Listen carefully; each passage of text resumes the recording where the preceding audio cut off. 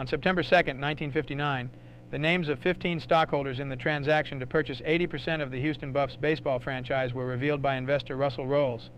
At the same time, Rowles said that $50,000 had been paid to Fishman and Marion, the former owners who retained the remainder of the stock, as an option pending an audit of the year's business on or about September 30th. Rowles declined to name the full purchase price, but left no doubt that his plans were for the deal to be closed. Rumor had the total price to be paid for the 80% as $210,000. Rowles noted that the agreement with Fishman and Marion stated that they would assume the losses up until the audit.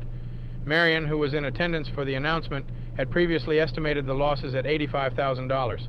Marion noted he would be moving to Houston to resume his presidency of the club on a 5-year contract. He added that he was already seeking a working agreement with a major league club for 1960. The Buffs' lease on Busch Stadium had 2 more years to run.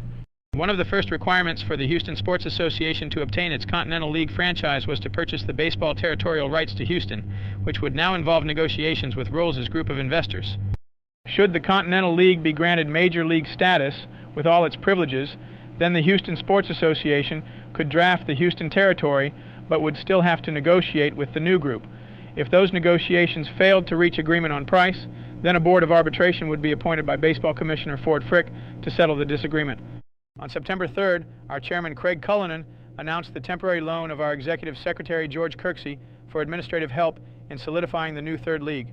George reported that day to Branch Rickey in Pittsburgh and was expected to be with Branch for about a month during the period when 3 additional cities would be named to the league's memberships.